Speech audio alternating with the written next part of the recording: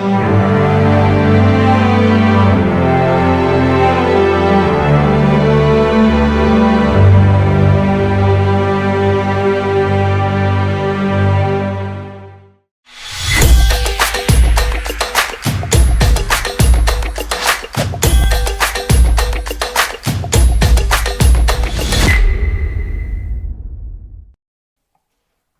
Start करें बेटा।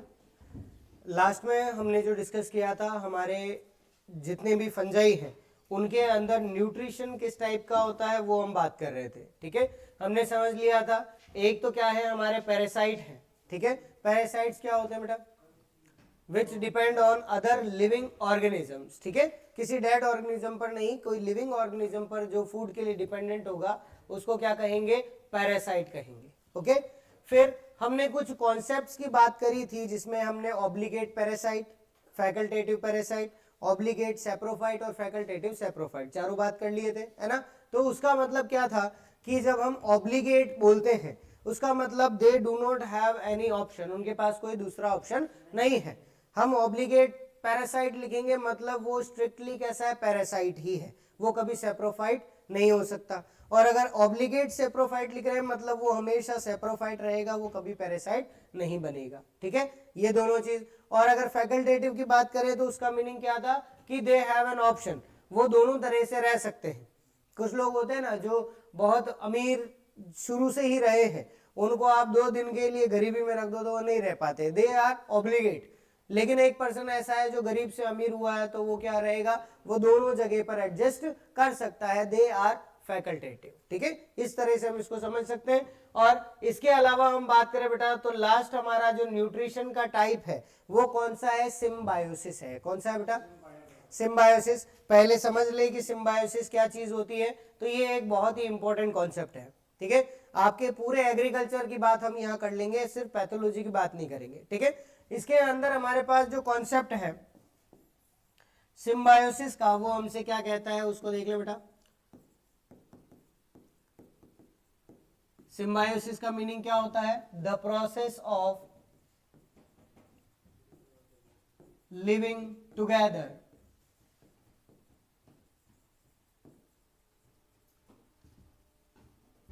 And providing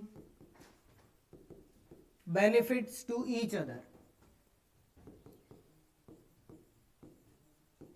okay, उसे हम क्या कहेंगे बेटा? सिम्बायोसिस कहेंगे। सिंपल सा मीनिंग है कि कोई भी 2 ऑर्गेनिज्म है वो एक साथ रह रहे हैं। Okay, the process of living together, एक साथ रहना है, लेकिन कैसे रहना है बेटा? Providing benefits to each other, मतलब उनको एक दूसरे को बेनिफिट्स प्रोवाइड करने पड़ेंगे, यही तो चीज होती है। ओके, अगर हम नॉर्मली भी हमारे नेचर में देखें तो ऐसे होता है, जो भी 2 इंडिविजुअल साथ में रह रहे हैं उनको एक दूसरे से सपोर्ट मिलता है, एक दूसरे से एक हम कह सकते हैं बेनिफिट्स जो है वो उनको मिलते हैं। ठीक है, आप भी घर पे रहते हैं तो आपको घर से बेनिफिट है, मम्मी पापा से बेनिफिट है, आपको उनसे उनका प्रेम मिलता है। ठीक है, आपको देख रेख मिलती है। ठीक है, आपको एक इमोशनल सपोर्ट मिलता है। और यही उल्टा देखें तो आपके मम्मी पापा को आपसे बेनिफिट है, आप रहते हो तो उनका मन लगा रहता है ना। आप रहोगे तो आप मस्ती करते रहोगे तो उनको कभी गुस्सा आ रहा होता है तो तुम उसके लिए एक बहुत अच्छा मॉडल बन जाते हो गुस्सा निकालने के लिए कि अब तो मार खाएंगे, है ना। तो बेनिफिट्स हैं एक दूसरे के। या फिर यहाँ पे रहो तो आपके फ्रेंड सर्किल है। ओके, ऐसा कौन सा फ्रेंड रखता है कोई जिसको तुम तो बहुत अच्छे से रख रहे हो और वो तुम्हें बिल्कुल अच्छे से नहीं रखता? क्या ऐसे फ्रेंड्स रहते हैं साथ में? नहीं रह पाते, बहुत मुश्किल है। शुरू शुरू में होता है कि रख लेते, लेकिन बाद में ऐसे फ्रेंड्स साथ में नहीं रह पाते। रीजन क्या है कि ह्यूमन टेंडेंसी है, इस पूरी नेचर की टेंडेंसी है कि ऑर्गेनिजम्स जो है वो एक दूसरे को फायदा पहुंचाकर साथ में रह सकते हैं। अब शेर और हिरण को एक साथ तो नहीं रख सकते, फायदा क्या पहुंचाएंगे? हिरण शेर को फायदा पहुंचा लेगा, लेकिन शेर हिरण को क्या फायदा पहुंचा रहा है? कुछ भी नहीं, वो उसको नुकसान कर रहा है। ठीक है, तो साथ में रहने के लिए जरूरी क्या है बेटा कि जो ऑर्गेनिजम्स है वो एक दूसरे को क्या करने चाहिए? बेनिफिट करने चाहिए। ओके, हम कह सकते हैं बेनिफिट जो है वो किस फॉर्म में मिल सकता है बेटा? In the form of food. ठीक है, या फिर मिल सकता है in the form of shelter, रहने की जगह के लिए। ठीक है, या फिर फूड को हम दूसरे टाइप पर क्या कह सकते हैं बेटा, न्यूट्रिशन कह सकते हैं। क्या कह सकते हैं, न्यूट्रिशन। तो न्यूट्रिशन और फूड इन दोनों के लिए बेनिफिट प्रोवाइड करते हैं ऑर्गेनिजम्स एक दूसरे को, ठीक है। इस प्रोसेस को क्या कहा जाता है, सिम्बायोसिस कहते हैं। क्या कहते हैं, और ये हमें याद इसलिए रखना है क्योंकि हमारे नेचर में इसके कुछ एग्जांपल्स है, और आपके जेट, आईसीआर, बीएचयू तीनों एग्जाम्स के अंदर सिम्बायोसिस से हर बार एक क्वेश्चन तो आता है, फिक्स है, एक क्वेश्चन आना है, मतलब आना ही है। तीनों में से किसी भी एक एग्जाम में आपको क्वेश्चन जो है वो मिलेगा ही मिलेगा। तो ये 10-15 मिनट का टॉपिक है, लेकिन बहुत इंपॉर्टेंट है, एक क्वेश्चन इससे कंफर्म आएगा, ठीक है। तो इसके डेफिनेशन लिखना चाहे जल्दी से लिख दो।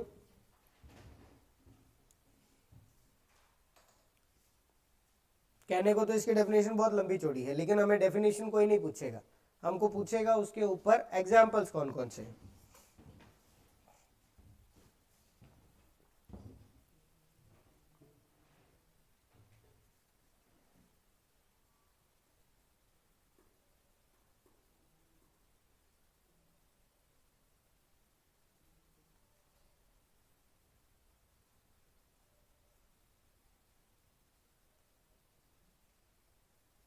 ओके, लिख लिया बेटा, चल। ओके, अब हम बात करते हैं हमारे सिम्बायोसिस के एग्जांपल्स की जो हमें देखने को मिलते हैं। Okay, the first one is lichen. Okay, lichen के अंदर अगर हम बात करें कि कौन कौन से ऑर्गेनिज्म है जो साथ में रहते हैं, ठीक है, तो पहला जो ऑर्गेनिज्म है बेटा वो कौन सा है, एल्गी है। कौन सा है, एल्गी। और दूसरा जो हमारा ऑर्गेनिज्म है वो कौन सा है बेटा, फंजाई है, ठीक है। चलिए, अब एक चीज याद रखें, एल्गी जो है बेटा उसके पास क्या है, क्लोरोफिल है या नहीं, क्लोरोफिल होता है या नहीं होता है, एल्गी के पास होता है ना। आप पानी के ऊपर देखते हैं जो ग्रीन कलर की जो लेयर मिल रही है, काई जिसको हम कहते हैं, वो क्या है, हमारी एल्गी है। तो वो कैसी दिखती है, ग्रीन कलर की, it means it has chlorophyll. लेकिन फंजाई की बात करें तो क्या इसमें क्लोरोफिल होता है क्या, तो ये कैसा होगा बेटा, क्लोरोफिल लेस होता है। क्या कैसा होता है बेटा, क्लोरोफिल लेस होता है, ठीक है। ये हमें यहां से इंपॉर्टेंट ध्यान रखना है।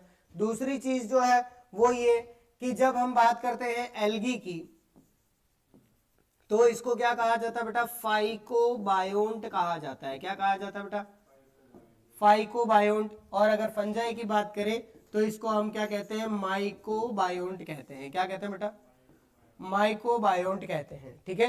माइको का मीनिंग क्या होता है, एनिमल। क्या मतलब होता है, एनिमल। और फाइको का मतलब क्या होता है बेटा, प्लांट। क्या मतलब होता है, प्लांट, ठीक है।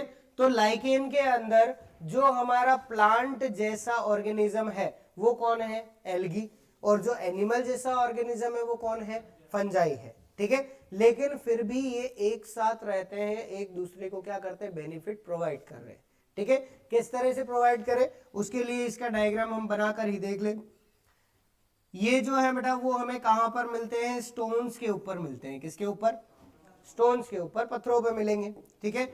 उसके अंदर क्या होगा, सबसे नीचे की तरफ मतलब स्टोन के जस्ट ऊपर जो है एक कवर रहता है, जो कौन होता है बेटा, फंजाई होती है। कौन होती है, ठीक है, फंजाई प्रेजेंट है, ओके। और ये जो फंजाई है, इसी फंजाई के ऊपर कौन ग्रो करता है बेटा, एल्गी ग्रो करती है। कौन ग्रो करती है, एल्गी ग्रो करती है, ठीक है। तो ये हमारी जो क्या है वो एल्गी हो गई, ठीक है। तो इधर फंजाई भी है और एल्गी भी है, ओके। इस तरह से ये बनी हुई हमारी एक स्ट्रक्चर जो है वो हमारे जो स्टोन्स है उनके ऊपर मिलती है, ठीक है। अब यहाँ पर एल्गी क्या करती है वो देख लें। तो एल्गी क्या करेगी बेटा, बाहर की तरफ है, सनलाइट इसके ऊपर गिरेगी तो ये क्या करेगी, सनलाइट को एब्जॉर्ब, ओके। और सनलाइट को एब्जॉर्ब करके ये क्या बनाएगी, फोटोसिंथेसिस करेगी और ये क्या बनाएगी, कार्बोहाइड्रेट्स बनाएगी। क्या बनाएगी, कार्बोहाइड्रेट। तो हम कह सकते हैं हमारी जो एल्गी है ये क्या बनाती है बेटा, कार्बोहाइड्रेट बनाती है। क्या बनाती है, कार्बोहाइड्रेट बनाएगी। और फंजाई जो है क्या वो कार्बोहाइड्रेट बना सकती है क्या, नहीं, क्योंकि इसके पास क्लोरोफिल ही नहीं है। तो ये क्या करती है कि इसका जो न्यूट्रिशन जो है, जो हमने पहले बात करी थी, एब्जॉर्प्टिव टाइप का है। कैसा है, मतलब ये एंजाइम्स को सीक्रेट करती है, डाइजेस्ट करती है बाहर ही और फिर एब्जॉर्ब कर लेती है। तो ये क्या करती है, ये जो हमारा पत्थर है या जो स्टोन है इसकी लेयर पर क्या करती है, इसकी सरफेस पर एंजाइम सीक्रेट करती है, ठीक है। फिर ये धीरे धीरे टूटने लगेगा, ऊपर से बिखरने लगता है। हम देखते हैं ना कोई पत्थर अगर बहुत टाइम से बाहर पड़ा हुआ है तो ऊपर से बिल्कुल हल्का हल्का सा पाउडर सा उसके ऊपर हो जाता है ना। तो वही चीज इससे होगी। फंजाई क्या करती है, एंजाइम सीक्रेट करेगी जिससे वो थोड़ा सा डिसइंटीग्रेट होगा और फंजाई फिर उसके अंदर जो न्यूट्रिएंट्स है, वेदर सिलिकॉन हो या फास्फोरस हो, पोटेशियम हो, जो भी है वो सारा एब्जॉर्ब कर लेगी, ठीक है। थोड़ा खुद लेगी, थोड़ा किसको देगी, एल्गी को। किसको देगी बेटा, एल्गी को। तो फंजाई का काम क्या है बेटा, न्यूट्रिएंट्स का एब्जॉर्प्शन करना, मतलब न्यूट्रिएंट्स प्रोवाइड करना। इसके साथ साथ फंजाई जो है उसकी बॉडी स्पंज जैसी होती है। कैसी होती है, स्पंज जैसी। तो स्पंज जैसी बॉडी है तो ये क्या एब्जॉर्ब करेगी, वाटर एब्जॉर्ब करेगी। क्या एब्जॉर्ब करेगी, वाटर। तो हम कह सकते हैं फंजाई जो है ये प्रोवाइड क्या करती है, न्यूट्रिएंट्स और वाटर प्रोवाइड करती है, और उसके बदले में जो हमारी एल्गी है वो हमारे फंजाई की ग्रोथ के लिए क्या प्रोवाइड करती है, कार्बोहाइड्रेट प्रोवाइड करती है। दोनों को एक दूसरे से फायदा हुआ या नहीं हुआ ना, इसीलिए हम इसे क्या बोलते हैं, सिम्बायोसिस कहते हैं। क्या कहते हैं, सिम्बायोसिस। दूसरी इंपॉर्टेंट चीज जो हमें एग्जाम के लिए याद रखनी है बेटा, लाइकेन जो है ये कहां पर मिलते हैं, किस जगह पर मिलते हैं, तो they are found at sea shores. कहां पर मिलते हैं बेटा, ठीक है, जो हमारे समुद्र के किनारे हैं, सी शोर है, वहां पर मिलती है, ठीक है। और वहां पर भी इसका एक बहुत इंपॉर्टेंट वर्क है। अगर हम बात करते हैं कि ये इंडिकेटर होते हैं, क्या होते हैं बेटा, इंडिकेटर। बाइक में होता है ना इंडिकेटर, वो क्या बताता है, किस लिए यूज करते हैं, साइड के लिए, ठीक है। किसको बताने के लिए, पीछे वाले को, ठीक है। हमें तो पता ही है लेकिन वो उसके लिए होता है। तो ये भी क्या है बेटा, इंडिकेटर है किसका, पॉल्यूशन का। और पॉल्यूशन के अंदर भी पूछ लिया हमको एक बार, किसने, BHU ने। किसने पूछा बेटा, BHU ने पूछा था कि ये कौन से टाइप के पॉल्यूशन के इंडिकेटर होते हैं, whether air pollution, soil pollution, water pollution या ऑल ऑफ दी अबव। तो आंसर क्या गया बेटा, एयर पॉल्यूशन, ठीक है। तो ऐसी कंट्रीज जो समुद्र के पास है और वहां पर पॉल्यूशन बहुत ज्यादा है तो उसके लिए इंडिकेटर के फॉर्म में किसको यूज करते हैं, लाइकेन को करते हैं। किसको करेंगे, लाइकेन। कोई डाउट रहा, समझ में आ गया अच्छे से। चलिए सेकंड हम बात करें, अगली जो हमारी एग्जाम्पल है बेटा, अगला वो कौन सा है, माइकोराइजा। कौन सा है बेटा, माइकोराइजा। माइकोराइजा के अंदर भी दो ऑर्गेनिज्म प्रेजेंट होंगे, हमने अभी तो बात करी। माइकोराइजा जो है वो हमारे जितने भी हम बात कर रहे हैं ये क्या है, सिम्बायोसिस है, दो ऑर्गेनिज्म है, ठीक है। तो माइकोराइजा में भी दो ऑर्गेनिज्म होंगे। बात करें कौन कौन से बेटा, तो एक तो कौन है, फंजाई है, कौन है, और एक जो है बेटा वो क्या है, रूट्स ऑफ हायर प्लांट्स। कौन से प्लांट्स है बेटा, हायर प्लांट्स है। अब हायर प्लांट्स का मतलब क्या है, जो जंगल में पाए जाते, नहीं। तुमने ये क्लासिफिकेशन पढ़ा है प्लांट किंगडम का, प्लांट किंगडम का पूछो, ब्रायोफाइट्स, टेरिडोफाइट्स, जिम्नोस्पर्म, एंजियोस्पर्म, पढ़ा है क्या, सुना है, सुना सुना लग रहा है ना। तो उसके अंदर क्या है बेटा, जब आपने प्लांट्स के बारे में पढ़ा तो जो हमारे एल्गी है ये तो बिल्कुल छोटा प्लांट है, ठीक है, बिल्कुल प्लांट से लेकिन छोटे प्लांट। उसके बाद अगले हैं वो कौन से, ब्रायोफाइट्स। फिर ब्रायोफाइट्स के बाद कौन आता है, टेरिडोफाइट, वो उससे थोड़े और ज्यादा डेवलप है। फिर टेरिडोफाइट से भी ज्यादा डेवलप्ड कौन है, जिम्नोस्पर्म है। कौन है, जिम्नोस्पर्म। और उनसे भी ज्यादा वेल डेवलप्ड कौन है, एंजियोस्पर्म। और हमारे आसपास जितने भी पेड़ पौधे दिख रहे हैं आपको, दीज आर एंजियोस्पर्म। क्या है ये, ओके। और यही वो एंजियोस्पर्म है जिसको हम क्या कहते हैं, हायर प्लांट्स कहते हैं। क्या कहते हैं बेटा, हायर प्लांट्स, ठीक है। तो लोअर प्लांट्स क्या होंगे फिर, जिम्नोस्पर्म, टेरिडोफाइट्स, ब्रायोफाइट्स, एल्गी, ये सब क्या लोअर प्लांट्स है, ठीक है। मतलब ये दूसरे प्लांट्स के साथ नहीं मिलेगा, सिर्फ और सिर्फ जो एंजियोस्पर्म है उनके साथ मिलने वाली फंजाई का एसोसिएशन है। बस इतनी सी चीज हमको याद रखनी है, ठीक है। अब इसकी बात कर ले बेटा, तो पहले तो बात करेंगे फंजाई की कि फंजाई क्या करती है, फिर बात करेंगे कि हमारी जो प्लांट रूट्स है वो क्या करती है, ठीक है। अब एक बात बताओ, फंजाई का तो एक ही काम है, बेचारे को एक ही काम आता है, कौन सा, अपने एंजाइम सीक्रेट करना और जो न्यूट्रिएंट्स है वो एब्जॉर्ब करना। ठीक है, तो फंजाई क्या करेगी, सिर्फ एक ही काम करेगी बेटा, कौन सा, न्यूट्रिएंट्स सप्लाई करने का वर्क करेगी। क्या वर्क करेगी बेटा, न्यूट्रिएंट सप्लाई करने का वर्क करती है। और इसके साथ साथ अभी बात करें, इसकी बॉडी स्पंज जैसी होगी, तो न्यूट्रिएंट्स के साथ साथ क्या सप्लाई करेगी, वाटर सप्लाई करेगी। ठीक है, लेकिन अगर हम बात करें रूट्स की, कि जो हायर प्लांट्स की रूट्स है वो क्या बेनिफिट करती है, तो एक बात बताओ, प्लांट के अंदर जो फूड बनता है वो क्या रूट्स तक नहीं आता क्या, आएगा तभी तो रूट्स ग्रो करेगी। तो कौन सा जो फूड स्टोर्ड है वो किस फॉर्म में है, जरा बताओ, स्टार्च के फॉर्म में। और स्टार्च इज अ कार्बोहाइड्रेट, क्या है बेटा, कार्बोहाइड्रेट है। ठीक है, तो ये कार्बोहाइड्रेट कौन बना रहा है, प्लांट बना रहा है। तो प्लांट क्या करता है, फंजाई को प्रोवाइड करता है रूट्स के थ्रू कार्बोहाइड्रेट, और फंजाई क्या प्रोवाइड करती है, न्यूट्रिएंट्स और वाटर। ठीक है, बस इतना सा इसके अंदर है। इसके लिए अगर हम एक डायग्राम बनाकर देखना भी चाहे बेटा, तो डायग्राम जो है वो हमसे क्या कहता है कि इस तरह से ये क्या है, हमारे प्लांट की रूट्स है। ठीक है, जो हमारे इसके अंदर फंजाई है वो फंजाई कैसे रहती है बेटा, ये जो रूट्स है इसके ऊपर इस तरह से बनी हुई रहती है। ठीक है, इस तरह से रहेगी। और इसके जो हाउस्टोरिया या छोटे छोटे क्या होते हैं बेटा, इसके विंग्स होते हैं, या हम कह सकते हैं नेल्स हो सकते हैं उन फंजाई के, तो वो क्या करती है, उन हाउस्टोरिया को रूट्स के अंदर पेनिट्रेट करके रखती है। ठीक है, इस तरह से रहेगा। तो ये क्या करते हैं बेटा, चैनल बनाते हैं, क्या बनाते हैं, चैनल। ठीक है, तो यहां से तो कार्बोहाइड्रेट है वो फंजाई को मिलेगा, और फंजाई जितने भी न्यूट्रिएंट्स लेकर आएगी आसपास से, वो सारे किसको दे देगी, रूट्स को दे देगी। ठीक है, ऐसा एसोसिएशन है, उसको हम क्या कहते हैं, माइकोराइजा कहते हैं। ठीक है, कुछ इंपॉर्टेंट चीजें और बात कर ले बेटा। पहली चीज क्या है बेटा, जो हमारा ये जो माइकोराइजा है इसकी डिस्कवरी किसने करी थी।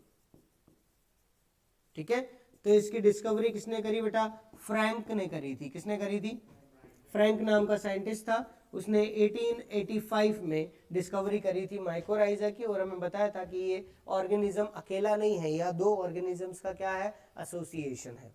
ठीक है, दूसरा हमें याद क्या रखना है बेटा, हमारे माइकोराइजा का एक टाइप याद करना है। ठीक है, जिसको हम क्या कहते हैं, VAM कहते हैं। पढ़ा हुआ नहीं पढ़ा हुआ, याद आया कुछ, पढ़ा हुआ है, बायो फर्टिलाइजर्स, दो टाइप में पढ़ाया था, कोई बात नहीं, सुन लो।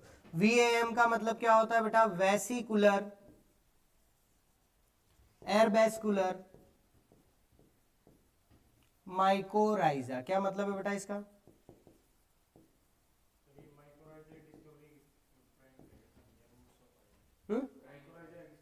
हाँ, माइकोराइजा की डिस्कवरी है। ठीक है, माइकोराइजा की जो डिस्कवरी है, ठीक है, वो डिस्कवरी किसने करी थी, फ्रैंक ने करी थी। ठीक है, और हम अगर बात करें किसकी, एग्जाम्पल की, ठीक है, तो माइकोराइजा का जो एक बहुत अच्छा एग्जाम्पल हमको देखने को मिलता है वो कौन है, वाम। ठीक है, वेसिकुलर एयरबैस्कुलर माइकोराइजा। ठीक है, इसका जो वर्क होता है वो हमें अच्छे से याद रखना है बेटा। इसका वर्क क्या है, टू प्रोवाइड फॉस्फोरस।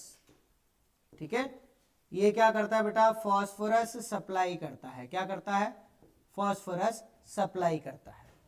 ठीक है, ये इसीलिए इंपॉर्टेंट है क्योंकि ये फॉस्फोरस का क्या है, बायो फर्टिलाइजर है। ठीक है, यही क्वेश्चन बनता है, और ये क्वेश्चन आया हुआ भी है, पूछा हुआ है, वाम से कौन सा न्यूट्रिएंट प्लांट को मिलता है, तो कौन सा है, फॉस्फोरस से। ठीक है, चलिए एक और इसके अंदर दूसरे एग्जाम्पल की बात कर ले बेटा, जो आपकी बुक के अंदर दिया हुआ है वो भी इंपॉर्टेंट है, हो सकता है हमसे पूछ ले। तो यहां पर क्या होगा बेटा, एक हमारे पास फंजाई होती है, कौन सी, ग्लोमस फंजाई। कौन सी फंजाई बेटा, ग्लोमस फंजाई। और इसके साथ साथ जो रूट्स आती है वो किसकी है, यूकेलिप्टस की है। ठीक है, यूकेलिप्टस ट्री की जो रूट्स होती है उनके साथ कौन रहता है, ग्लोमस फंजाई रहती है। और यही क्वेश्चन पूछा था, Glomus is a type of bacteria, fungi, virus और वायरोइड। क्या है Glomus, it is a fungi. इतना सा क्वेश्चन पूछा हुआ है। ठीक है, आपसे पूछ भी सकता है कि माइकोराइजा का एसोसिएशन किससे होता है, तो हम लिख सकते हैं वहां पे, बता सकते हैं ग्लोमस और यूकेलिप्टस की ट्री से होता है। ठीक है। दूसरा हमारे पास क्वेश्चन तैयार हो गया वाम का, वेसिकुलर, अर्बेस्कुलर, माइकोराइजा। पहले तो फुल फॉर्म ही याद रख लेना, फुल फॉर्म पूछ सकता है वाम का फुल फॉर्म क्या है, ठीक है। सेकंड क्वेश्चन बनता है वाम क्या सप्लाई करता है, फॉस्फोरस, ठीक है। फॉस्फोरस के साथ साथ एक न्यूट्रिएंट है और याद रखना, कौन सा है बेटा, जिंक है। कौन सा है बेटा, जिंक। तो जिंक और फॉस्फोरस दोनों सप्लाई करते हैं, लेकिन मेनली क्या सप्लाई करता है, फॉस्फोरस, ठीक है। मेन ये बायो फर्टिलाइजर है। चलिए नेक्स्ट बात करें, अगला जो है हमारे पास वो कौन सा है बेटा, ट्राइकोनिम्फा। कौन है, ये शायद बता दिया था, नहीं बताया तो सुन लो। ट्राइकोनिम्फा जो है इसके अंदर दो ऑर्गेनिज्म डिपेंडेंट है। एक तो कौन सा है बेटा, ओ सॉरी, हाँ टर्माइट वाला ही है, ओके। एक तो इसके अंदर ऑर्गेनिज्म कौन सा है बेटा, टर्माइट है। कौन सा है, टर्माइट। और दूसरा जो हमारे पास है वो कौन सा है, ट्राइकोनिम्फा है। कौन सा है बेटा, ट्राइकोनिम्फा, ठीक है। तो हम यहाँ पर ट्राइकोनिम्फा की बात कर रहे हैं, ये कोई हमारा एसोसिएशन वाला ऑर्गेनिज्म नहीं है, ये सिंगल ऑर्गेनिज्म है। ये किसके साथ एसोसिएशन में रहता है, टर्माइट के साथ, ठीक है। टर्माइट क्या है बेटा, टर्माइट क्या है, इंसेक्ट है। और अगर बात करें ट्राइकोनिम्फा की, तो ये क्या होता है बेटा, प्रोटोजोआ होता है। क्या होता है, प्रोटोजोआ, ठीक है। अब बात करें, ये जो इंसेक्ट है ये प्रोटोजोआ को क्या दे सकता है, बताना जरा। प्रोटोजोआ तो माइक्रो ऑर्गेनिज्म है ना। तो ये प्रोटोजोआ को क्या देगा, क्या न्यूट्रिशन देगा, क्या शेल्टर देगा, शेल्टर देगा, ठीक है। तो ये क्या प्रोवाइड करता है बेटा, शेल्टर प्रोवाइड करता है। क्या प्रोवाइड करता है, शेल्टर। और इसके साथ साथ क्या प्रोवाइड करता है, न्यूट्रिशन भी प्रोवाइड करता है, ठीक है। अरे रहने की जगह दे रहा है, खाना नहीं दोगे तो कैसे रहेगा, है ना। तो खाना ये उसको प्रोवाइड करता है। और इंटर्न प्रोटोजोआ क्या करता है बेटा, it help in digestion of termite, ठीक है। ये किसमें हेल्प करता है बेटा, डाइजेशन के अंदर हेल्प करता है, ठीक है। टर्माइट का जो डाइजेस्टिव सिस्टम है उसके हेल्प करेगा। तो हम कह सकते हैं कि ये कहां पर मिलता है बेटा, इसको ध्यान रखना। ट्राइकोनिम्फा जो है ये कहां पर मिलता है, it is found inside alimentary canal of termite, ठीक है। ये कहां पर मिलता है बेटा, टर्माइट की एलिमेंट्री कैनाल में मिलता है, ठीक है। मतलब उसकी जो हम कह सकते हैं उसका डाइजेस्टिव सिस्टम जो है उसके अंदर मिलता है। तो ये डाइजेशन में हेल्प करेगा। और उल्टा जो हमारा इंसेक्ट है वो उसको शेल्टर और न्यूट्रिशन प्रोवाइड करता है। Same as the case of lactobacillus bacteria. Lactobacillus bacteria कहाँ मिलते हैं, कहाँ मिलते हैं, दही में। और वही सेम बैक्टीरिया मिलते हैं हमारी इंटेस्टाइन में, ठीक है। तो वो क्या करते हैं, हमारे डाइजेशन में हेल्प करते हैं। इसलिए कहते हैं ना पेट खराब हो तो उसको दही चावल खिलाते हैं, है ना। तो वो इसीलिए खिलाया जाता है बिकॉज उसके अंदर भी लैक्टोबैसिलस बैक्टीरिया है और हमारे बॉडी के अंदर भी लैक्टोबैसिलस बैक्टीरिया है। तो उससे क्या होता है, उस बैक्टीरिया की जो पॉपुलेशन है वो बढ़ती है वापस से, और हमारा डाइजेस्टिव सिस्टम वो सही करने में हेल्प करता है, ठीक है। ये रीजन है। और इसीलिए कहते हैं ज्यादा तीखा भी नहीं खाना चाहिए, क्योंकि लैक्टोबैसिलस बैक्टीरिया के लिए वो काफी डेंजरस होता है, ओके। चलिए अगली हम बात करें बेटा, कौन है, राइजोबियम और लेग्यूम प्लांट्स की रूट्स होती हैं, ठीक है। तो इसके लिए हमें ध्यान रखनी है दो चीजें। सबसे पहली तो हमारा जो ऑर्गेनिज्म है वो कौन सा है बेटा, राइजोबियम। कौन सा है, राइजोबियम। दूसरा जो ऑर्गेनिज्म है हमारे पास वो कौन सा है, लेग्यूम रूट्स। कौन सी बेटा, लेग्यूम रूट्स, ओके। इन दोनों को एक बार समझ ले। चलो इसको देख लें एक बार। राइजोबियम की बात करें बेटा, राइजोबियम क्या है, व्हाट इज राइजोबियम, बताओ, आपने पढ़ा हुआ, वेरी गुड। क्या है ये, एक बैक्टीरिया है, ठीक है। और अगर बात करें लेग्यूम रूट्स की, तो इसका मतलब क्या है, लेग्यूम प्लांट्स की रूट्स। और लेग्यूम प्लांट्स आप जानते हो कौन कौन से हैं, दलहनी जितनी भी है हमारी, मूंग हो गया, ग्रीन ग्राम है, ब्लैक ग्राम है, राजमा है, या फिर हमारे जितने भी काउपी है, पिजन पी है, जितनी भी है सारी, ये सारी क्या लेग्यूम रूट्स है, ठीक है। तो इन लेग्यूम रूट्स के साथ एक बैक्टीरिया जो है वो रहता है, और वो क्या करता है, इनको हेल्प करता है। क्या हेल्प करता है वो हमें याद रखना है बेटा, it help in nitrogen fixation. किसमें हेल्प करता है बेटा, नाइट्रोजन फिक्सेशन करता है और हमारी जो रूट्स है वो इन टर्न क्या प्रोवाइड करती है बेटा, शेल्टर प्रोवाइड करती है। क्या प्रोवाइड करती है, शेल्टर। अब क्या सिर्फ शेल्टर काफी है क्या, न्यूट्रिशन चाहिए, तो it also provides nutrition in the form of carbohydrate. किसके फॉर्म में करेगा बेटा, कार्बोहाइड्रेट की फॉर्म में न्यूट्रिशन प्रोवाइड करता है। कौन, रूट्स प्रोवाइड करती है। ठीक है, इसके लिए डिटेल में जो है वो सारी जब आप पढ़ोगे वो एग्रो के अंदर आती हैं। फिर भी कुछ चीजें पूछ लेता हूं, आपको वापस रिवाइज हो जाएगा। राइजोबियम एरोबिक बैक्टीरिया है या एनारोबिक, एरोबिक है। ठीक है, राइजोबियम में कौन सा प्रोटीन मिलता है, वेरी गुड, कौन सा है, लैग हीमोग्लोबिन। हमारे अंदर कौन सा है, हीमोग्लोबिन, राइजोबियम में लैग हीमोग्लोबिन। ठीक है, फिर बात करें कि ये जब नाइट्रोजन फिक्सेशन करते हैं तो ये कहाँ रहते हैं, इनसाइड द रूट्स। ठीक है, रूट्स में क्या बनाते हैं बेटा, ये नोड्स बनाते हैं। क्या बनाते हैं, नोड्स। ठीक है, या नोड्यूल्स कह सकते हैं। तो ये रूट नोड्यूल्स या रूट नोड्स बनाते हैं, मतलब छोटी छोटी गिठाने बनाते हैं और ये बैक्टीरिया उसके अंदर अपनी पॉपुलेशन ग्रो करता है। ठीक है, जिन नोड्स के अंदर रहता है उन नोड्स का कलर कैसा होता है बेटा, पिंक होता है। कैसा होता है, पिंक। ठीक है, किस वजह से होता है, due to lack haemoglobin. Okay, हमारे जो हीमोग्लोबिन है उसकी वजह से रेड कलर आता है, लैग हीमोग्लोबिन की वजह से पिंक कलर आता है। बस इतना सा ध्यान रखना है। ठीक है, तो वो उसकी वजह से है पिंक कलर। फिर हम बात करते हैं जब ये नाइट्रोजन फिक्सेशन कर रहा है तो उस समय पर लैग हीमोग्लोबिन का वर्क क्या होता है, ये क्वेश्चन आया हुआ है। ओके, कौन सा होता है, ऑक्सीजन की कमी करना। क्यों कमी की जरूरत है, नाइट्रोजन फिक्सेशन में हेल्प मिलती है। कैसे, अगर ऑक्सीजन लेगा तो वो ऑक्सीजन का फिक्सेशन करेगा, करेगा ना, तो इसलिए लैग हीमोग्लोबिन क्या करता है, वहां से ऑक्सीजन हटा देता है, जिसकी वजह से क्या मिलती है, सिर्फ नाइट्रोजन मिलती है। और जब वो अपना वर्क करता है तो नाइट्रोजन का फिक्सेशन कर लेता है। अगर नाइट्रोजन नहीं होता तो वो ऑक्सीजन का फिक्सेशन करता। ठीक है, ये इंपॉर्टेंट चीज है। राइजोबियम की जो डिस्कवरी है किसने करी थी, राइजोबियम की। जब वायरस पढ़ेंगे उस टाइम आएगा, बेंजरिक। ठीक है, और नाइट्रोजन फिक्सेशन किसने पता लगाया था,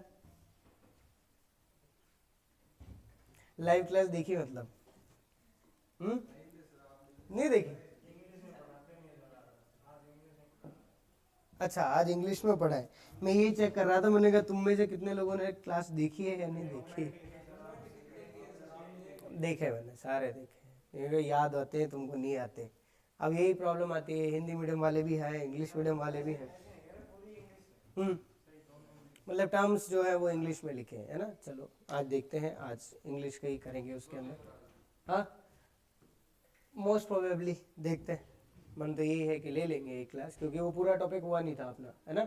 उसके अंदर हमको बहुत सारी चीज़ें अभी समझनी बाकी है। चलिए अगली हम बात कर ले बेटा। अगला कौन है हमारा, एक तो है बीजीए और एक कौन है, अजोला है। कौन है बेटा, अजोला।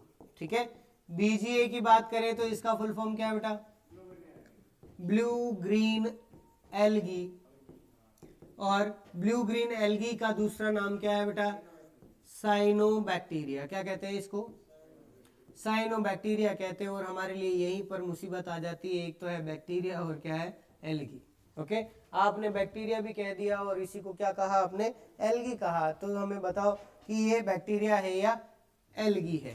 ये सबसे बड़ा क्वेश्चन है जिसको साइंटिस्ट अभी तक सॉल्व करने में लगे हुए हैं। ठीक है, because it is a bacteria which has chlorophyll in the cells. ठीक है, ऐसा बैक्टीरिया जिसके अंदर क्या है बेटा, क्लोरोफिल है। क्या है, क्लोरोफिल। ठीक है, तो हम कह सकते हैं क्लोरोफिल कंटेनिंग बैक्टीरिया।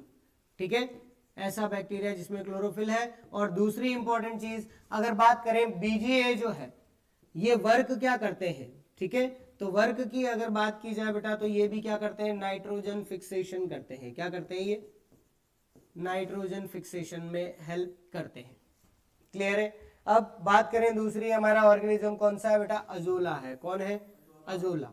ओके, तो अब बीजीए तो ये कर रहा है, तो अजोला क्या कर रहा है, फिर दोनों है तो सिम्बायोटिक एसोसिएशन में, तो अजोला भी पढ़ना पड़ेगा ये क्या कर रहा है। तो अजोला के लिए याद रखना बेटा, it is an aquatic fern. क्या है बेटा ये, एक्वाटिक फर्न। ठीक है, फर्न जो है बेटा वो किसके अंदर आते हैं, जिम्नोस्पर्म में आते हैं। किस में आते हैं, जिम्नोस्पर्म। ठीक है, आपके लिए क्वेश्चन बहुत ही सिंपल सा फ्रेम अगर मुझे करना है तो मैं कर सकता हूं, और बहुत कंफ्यूजिंग होगा। ठीक है, क्वेश्चन क्या है, azolla is a type of bryophyte, pteridophyte, gymnosperm और एंजियोस्पर्म। जिम्नोस्पर्म बिकॉज ये क्या है, फर्न है, एक्वाटिक फर्न है। एक्वाटिक हो कैसा भी हो, लेकिन है तो क्या, फर्न, और फर्न किसके अंदर आते हैं, जिम्नोस्पर्म में आते हैं। ठीक है, नेक्स्ट बात करें कि ये क्या करता है, तो it provides shelter, it provides shelter to, किसको प्रोवाइड करेगा, अरे बीजीए को तो करेगा, उन्हीं का तो एसोसिएशन पढ़ रहे, तो किसको करता है, बीजीए को शेल्टर प्रोवाइड करता है। अब शेल्टर करेगा तो इसको न्यूट्रिशन भी तो देना ही पड़ेगा, नहीं देगा तो फिर कैसे चलेगा। ठीक है, तो पहले हम शेल्टर की बात करें, ये बीजीए को शेल्टर प्रोवाइड करता है, कहां करता है बेटा, इनसाइड द लीव्स। कहां पर शेल्टर प्रोवाइड करता है बेटा, लीव्स के अंदर शेल्टर प्रोवाइड करता है, और इसके साथ साथ दूसरी चीज क्या प्रोवाइड करता है बेटा, न्यूट्रिशन। क्या प्रोवाइड करता है, न्यूट्रिशन प्रोवाइड करता है। ठीक है, ये हमारे लिए इंपॉर्टेंट क्वेश्चन बनता है। हमसे क्वेश्चन जो है पूछा हुआ भी है कि अजोला के किस पार्ट में बीजीए मिलता है। ठीक है, तो कहां मिलता है, लीव्स में, क्योंकि जब हम राइजोबियम पढ़ते हैं तो हमको याद क्या हो जाती है, रूट्स। रूट्स में मिल रहा है, तो हम भी यहाँ पे कहाँ चले जाते हैं, रूट्स में चले जाते हैं, जबकि गलत है। कहाँ मिलता है बेटा, लीव्स में। ओके, दूसरी इंपॉर्टेंट चीज, ये जो हमारा बीजीए और अजोला है, इसके अगर यूज की बात करें इन दोनों की, तो इसका यूज कहाँ पर किया जाता है बेटा, राइस फील्ड्स में किया जाता है। किस में किया जाता है, राइस या पैडी फील्ड्स के अंदर ही इसका यूज मेनली किया जाता है। क्लियर है चीज, कोई डाउट रहा अब इसमें, सिंपल सी चीजें हैं, इतनी सी याद रख लो, बहुत है इसके लिए। ठीक है, बाकी जो बचेगी वो हम बायो फर्टिलाइजर के अंदर अलग से देख लेंगे।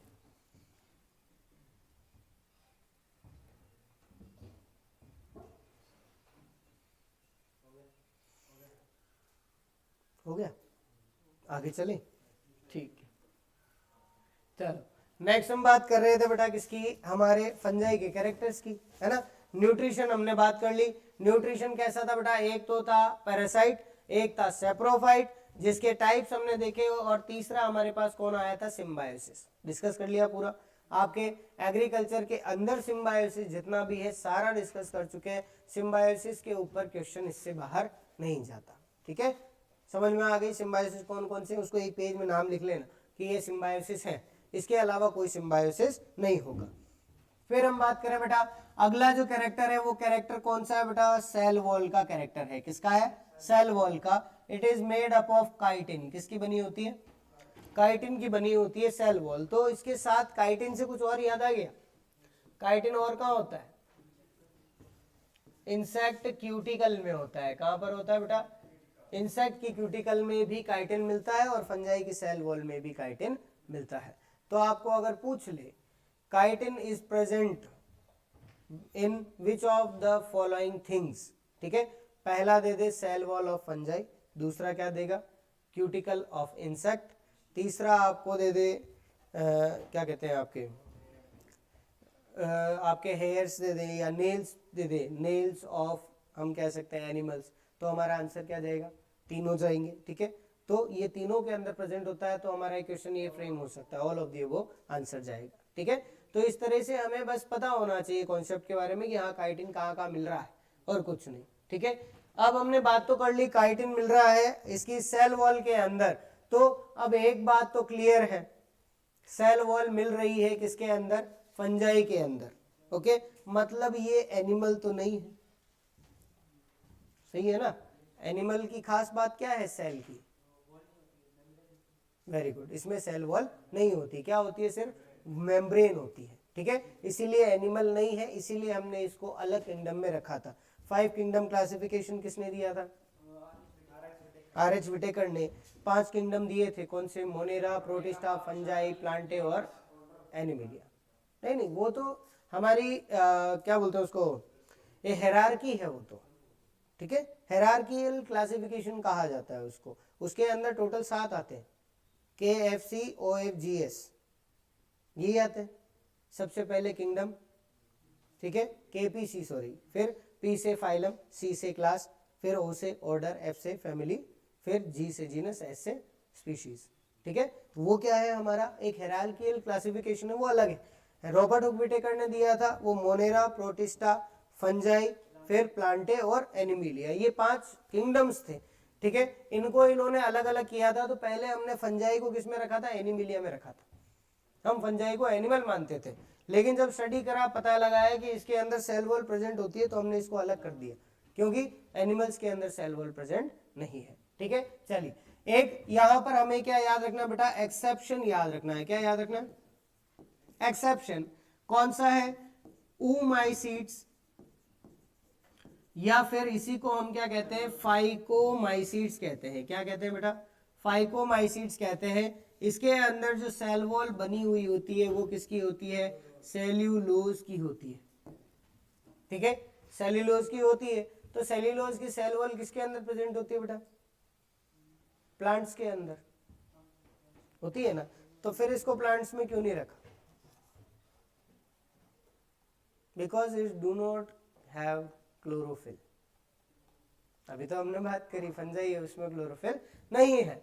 तो ये सारे जो है बेटा हमारे इसके अंदर आंसर्स हैं, इन सब के हमारे पास लॉजिक है जो हम चीजें पढ़ रहे हैं। आपको ICR का एग्जाम देना है, BHU को देना है, तो आपको ये सभी लॉजिक्स जो है वो याद रखने पड़ते हैं। आपको वो सारी चीजें पता होनी चाहिए कि आपने इसको क्यों नहीं रखा, सेल्यूलोज की है तो भी आपने प्लांट क्यों नहीं कहा, ठीक है। ये सारा एनिमल की तरह वर्क कर रहा है, एज अ पैरासाइट रह रहा है, सेप्रोफाइट रह रहा है, लेकिन फिर भी एनिमल में क्यों नहीं रख रहे, क्योंकि सेल वॉल प्रेजेंट है, ठीक है। ये सारे जो हमारी टर्म्स है वो टर्म्स हमें पता होनी चाहिए, ठीक है। चलिए नेक्स्ट हम बात करें बेटा रिप्रोडक्शन की, ओके। तो रिप्रोडक्शन के लिए हमें ध्यान रखना है कि फंजाई जो है it is of both types, means it is have sexual reproduction as well as asexual reproduction, ठीक है। sexual reproduction क्या होता है बेटा, where formation of gametes occur is known as sexual reproduction। हाँ बिल्कुल, अब वो जरूरी भी नहीं है कि फर्टिलाइजेशन हो, बस फॉर्मेशन होना चाहिए, सिर्फ फॉर्मेशन हो, ठीक है। जैसे हम बात करते हैं बेटा आजकल हमारे जो फ्रूट्स आ रहे हैं, आपने पढ़ा होगा हॉर्टिकल्चर में सीडलेस फ्रूट्स पढ़ा है ना, वाटरमेलन, ठीक है, कितनी होती है प्लॉइडी उसकी, नहीं पढ़ाया, कोई बात नहीं, उसके अंदर आएगा बेटा 3N होती है, पपाया में भी सीडलेस वेराइटी है। तो उसमें गेमेट्स तो बन रहे हैं but fertilisation is not occurring, ठीक है। इसीलिए हम कहते हैं the fruits which are formed without fertilisation is known as parthenogenesis कहते हैं या अपोमिक्सिस कहते हैं, ये बताओ। ये हमारा बेसिक टर्म है जिसमें हमें कंफ्यूजन होता है, ठीक है। पार्थेनोजेनेसिस का मतलब क्या होता है, formation of fruit without fertilisation is known as parthenogenesis, but apomixis क्या है, formation of seed without fertilisation, ठीक है। ये दोनों के अंदर बहुत बड़ा डिफरेंस है जो हमें याद रखना होता है। एग्जाम में हम इसी को कंफ्यूज कर जाते हैं कि एक सीड था एक फ्रूट था।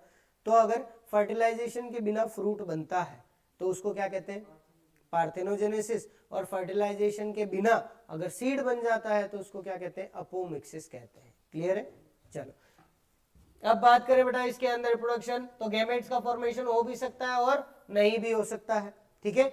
लेकिन हमें क्या ध्यान रखना है बेटा, reproduction mainly is by spores. किसके थ्रू होगा बेटा, स्पोर्स के थ्रू होगा, ठीक है। होता क्या है कि हमारी जो फंजाई है इसके अंदर हमने माइसीलियम की बात करी थी ना, अरे माइसीलियम की बात नहीं करी क्या, करी थी, ठीक है। सेप्टेट और असेप्टेट टाइप का होता है, जिसके अंदर क्रॉस वॉल्स प्रेजेंट है वो सेप्टेट, जिसमें नहीं है वो असेप्टेट है, उसके अंदर बीच में कोई सेप्टम प्रेजेंट नहीं है।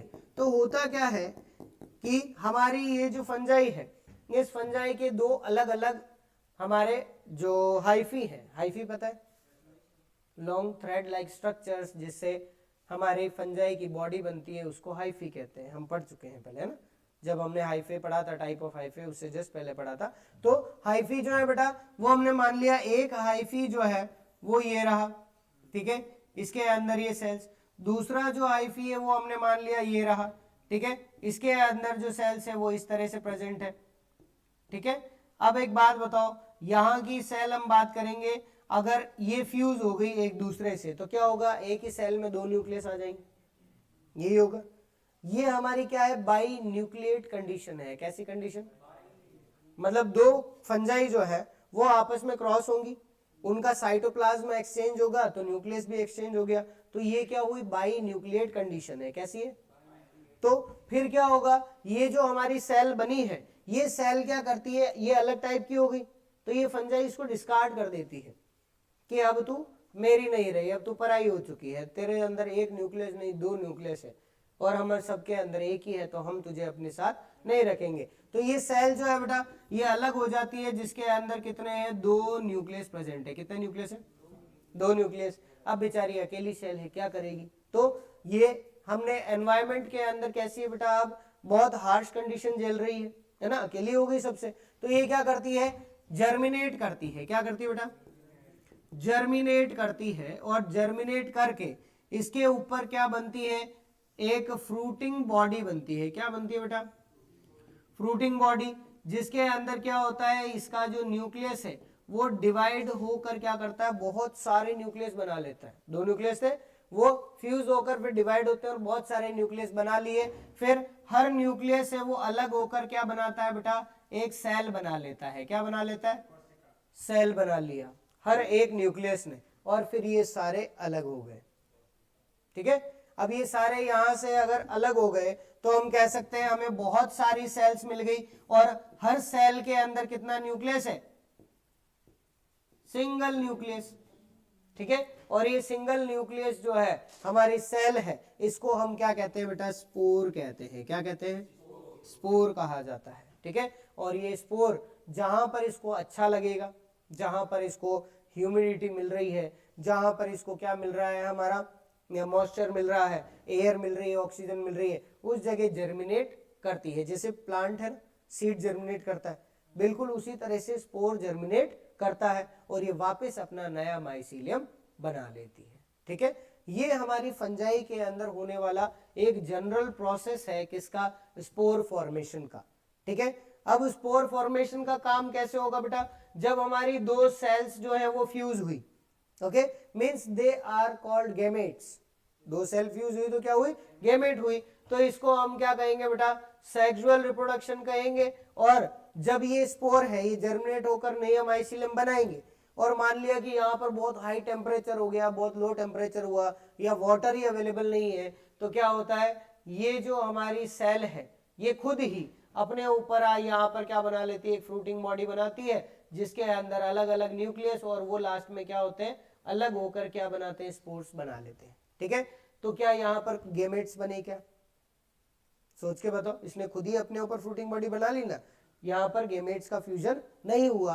तो ये अगर डायरेक्टली हार्ड कंडीशंस में ऐसा करती है तो इसको हम क्या बोलते हैं बेटा, असेक्सुअल रिप्रोडक्शन कहते हैं। क्या कहते हैं, असेक्सुअल रिप्रोडक्शन, ठीक है। इतना सा इसके अंदर फर्क है और कुछ नहीं है, ओके।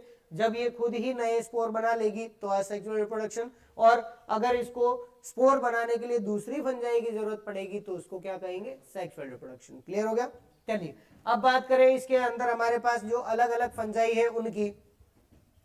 तो आपको एक यहाँ दिया हुआ बेटा, ड्यूटेरोमाइसीट्स जो फंजाई है उसके अंदर क्या होता है, ओनली असेक्सुअल रिप्रोडक्शन, ठीक है। अभी लिखने की जरूरत नहीं, आगे हमारा पूरा इसका टेबल आएगा क्लासिफिकेशन का, उसके अंदर ये सारी चीजें क्लियर हो जाएगी, बहुत सिंपल सा है, ठीक है। उसके अंदर हम देख लेंगे, एक बार सिर्फ ये समझने के लिए कि ड्यूटेरोमाइसीट्स की जो फंजाई होती है, ड्यूटेरोमाइसीट्स क्या है बेटा, it is a class of fungi, ठीक है।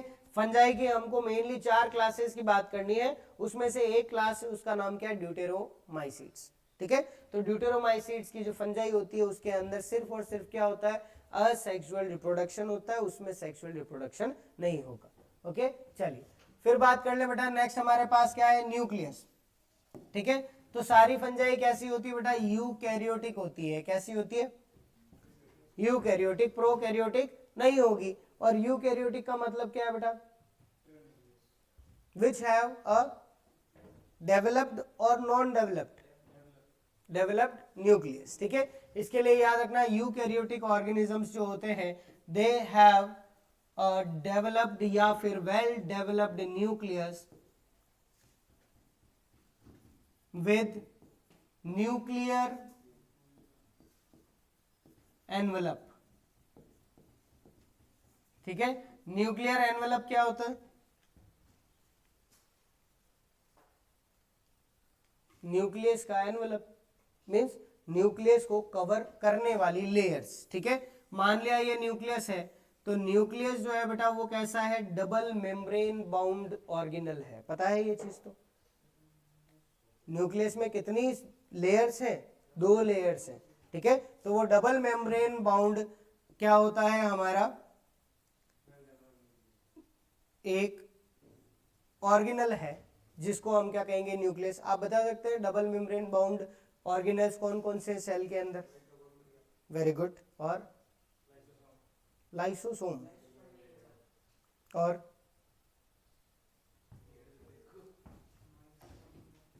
माइटोकॉन्ड्रिया है, क्लोरोप्लास्ट है, न्यूक्लियस हो गया, गोल्जी बॉडी, ठीक ना, ये सारे के सारे क्या है हमारे? Endoplasmic reticulum. ये सारे ऐसे ऑर्गेनल्स हैं जो मेन फंक्शन परफॉर्म करते हैं सेल में।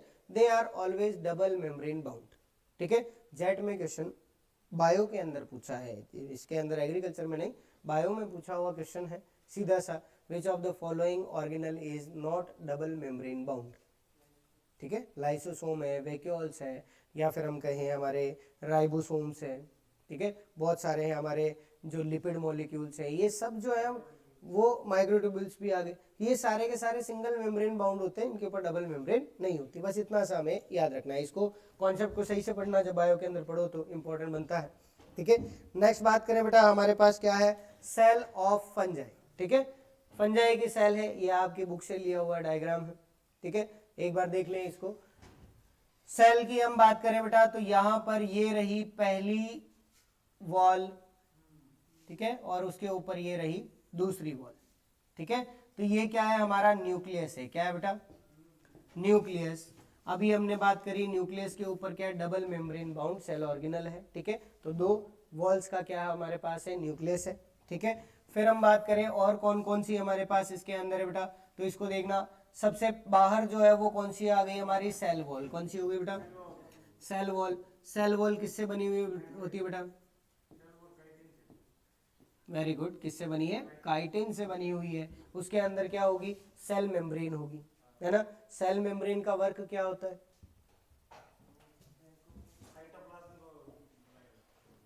साइटोप्लाज्म को स्टोर तो रखती है, ठीक है, लेकिन स्पेशल वर्क क्या है उसका? ओके, बिल्कुल सही, इसको हम बोलते हैं सेमी परमिएबिलिटी। क्या बोलते हैं? सुना हुआ है ना, means it is a semi permeable membrane, मतलब इसकी मर्जी चलेगी, ये कुछ चीजों को तो अंदर जाने देती है लेकिन कुछ चीजों को नहीं जाने देती। ठीक है, तो इसको हम बोलते हैं semi permeable structure of the cell. और ये क्वेश्चन पूछा हुआ है, 4 ऑप्शन दे देगा, पूछ लेगा which of the following is semi permeable in nature, तो कौन सी होती है बेटा? Cell membrane. तो फिर हमारी सेल वॉल कैसी होती है? परमिएबल होती है, इम्परमिएबल होती है, सेमी परमिएबल होती है, कैसी होती है? या सिलेक्टिवली परमिएबल होती है?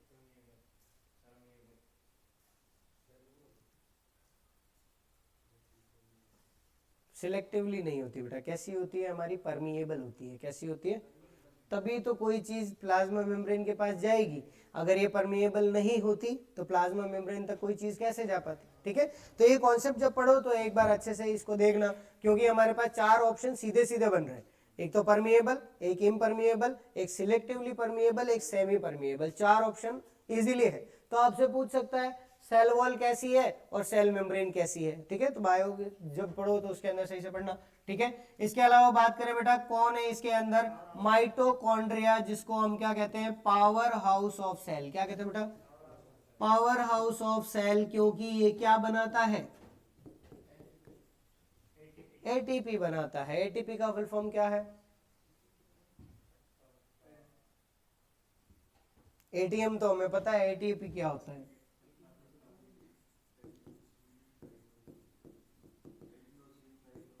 वेरी गुड, क्या नाम है? Adenosine triphosphate.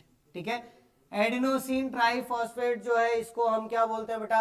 एनर्जी करेंसी कहते हैं। क्या बोलते हैं बेटा? Energy currency. ठीक है, मतलब एक सेल के अंदर जो एनर्जी चाहिए वो कैसे आप मेजर करेंगे? एटीपी से मेजर करेंगे। ठीक है, इसीलिए हम इसको क्या बोलते हैं? पावर हाउस ऑफ सेल, क्योंकि ये पावर जनरेट कर रहा है, एटीपी जनरेट कर रहा है। ठीक है, चलिए फिर हम बात करें नेक्स्ट, इसका एक और वर्क है बेटा, वो देख लेना। इसका जो दूसरा वर्क है वो कौन सा है? रेस्पायरेशन। कौन सा है बेटा?